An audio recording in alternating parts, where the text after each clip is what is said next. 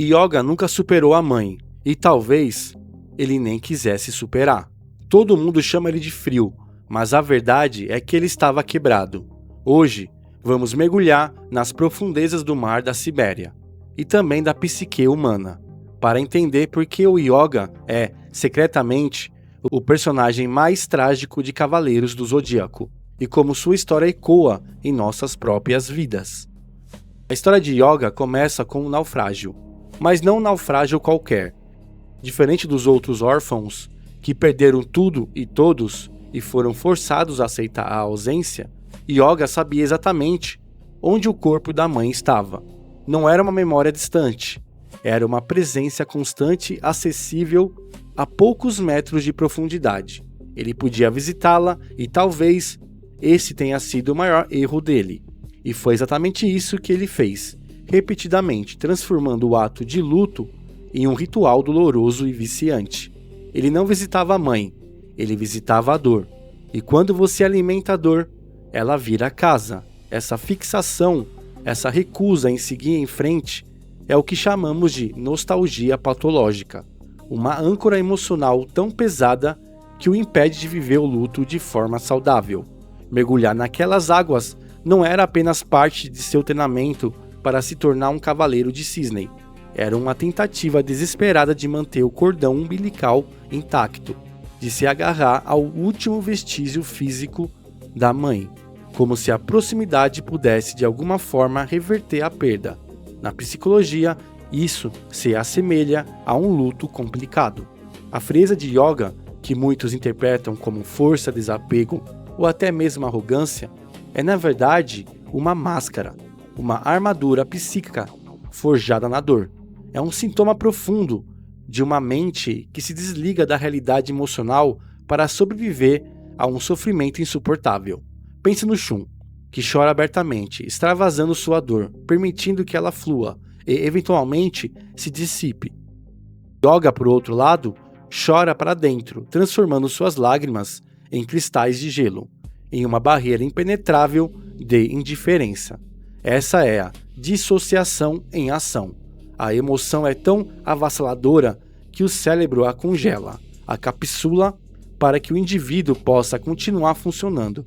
Você já conheceu alguém que parece forte demais porque não sente mais? Lembre-se daquelas cenas em que ele hesita em atacar, em que parece paralisado diante de um inimigo. Não é falta de coragem ou indecisão. É o peso de uma mente que está sempre submersa, congelada nas profundezas do mar da Sibéria, revivendo o mesmo trauma repetidamente. Sua frieza é um mecanismo de defesa, uma forma de se proteger de uma dor que ele nunca conseguiu processar. Uma tentativa desesperada de evitar sentir novamente a intensidade daquela perda.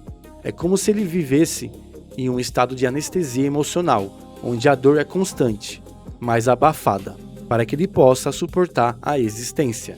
Muitos de nós, em menor escala, também criamos nossas próprias máscaras de frieza para lidar com dores que não sabemos como expressar ou resolver.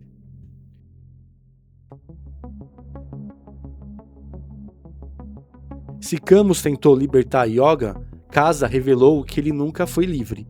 Hoje vamos focar em Casa, na saga de Poseidon, o vilão que não apenas expôs, mas explorou a ferida mais profunda de Yoga. Ele não precisou de força bruta ou de técnicas de combate complexas para derrotar Yoga. Ele apenas se transformou em Natácia, a mãe de Yoga, usando a imagem mais sagrada e dolorosa de sua vida contra ele. E o que aconteceu? Yoga foi facilmente dominado, incapaz de lutar contra a ilusão, entregando-se completamente àquela miragem de afeto. Isso prova, sem sombra de dúvida, que mesmo após superar seu mestre, mesmo após se tornar um cavaleiro de ouro e alcançar o zero absoluto, ele nunca superou a mãe. A tragédia de Yoga é que ele é o mais vulnerável dos 5 protagonistas, não por fraqueza física, mas por uma ferida emocional que o torna cego e indefeso. Ele é o único que morreria feliz, entregue se fosse enganado por uma ilusão da mãe, porque a dor da perda é tão grande que a fantasia de tê-la de volta é mais poderosa do que qualquer instinto de sobrevivência. Sua lealdade e seu amor materno são sua maior força e, paradoxalmente, sua maior fraqueza, uma ferida aberta que nenhum golpe físico poderia causar. Casa nos mostra que, para Yoga, a batalha mais difícil não é contra um inimigo externo, mas contra os fantasmas de seu próprio passado, uma luta que ele, no fundo, não quer vencer. O Zero Absoluto é a técnica máxima dos Cavaleiros de Gelo. Não é apenas um poder de combate para Yoga. É, na verdade, um desejo inconsciente de parar o tempo, de congelar a realidade. Pense comigo, se tudo congelar, nada muda, nada morre. Sua mãe continua viva, entre aspas, sob o gelo, intocada pelo tempo e pela decomposição, preservada em um estado de eterna suspensão. O Zero Absoluto é um entorpecente de Yoga, a ilusão de controle sobre a perda, a tentativa desesperada de preservar um passado que o assombra e que ele se recusa a abandonar.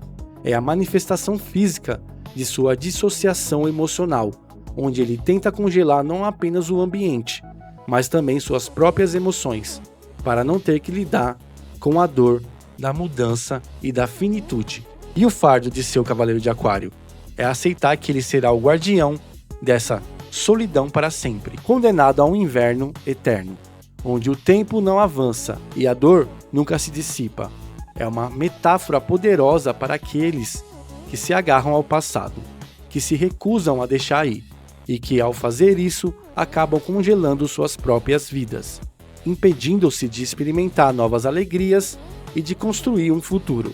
O gelo de Yoga é tanto sua arma quanto sua prisão, um escudo que o protege, mas também o isola. Yoga não consegue congelar o mundo, ele tenta congelar a perda. Yoga não venceu seus traumas, ele aprendeu a lutar carregando o peso deles.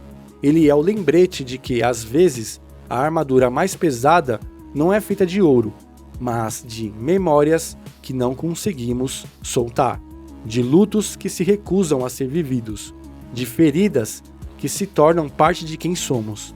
Sua jornada é a prova de que a força nem sempre reside em superar, em esquecer, mas em suportar o insuportável, em encontrar uma forma de coexistir com a dor sem ser completamente consumido por ela.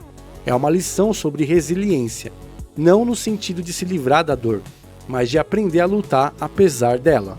Talvez o Yoga não seja o Cavaleiro de Gelo, talvez ele seja o Cavaleiro do Luto. Talvez o Yoga nunca tenha buscado vencer o gelo, apenas aprender a respirar dentro dele. Mas isso foi o que eu vi na minha tela. E você, o que viu na sua?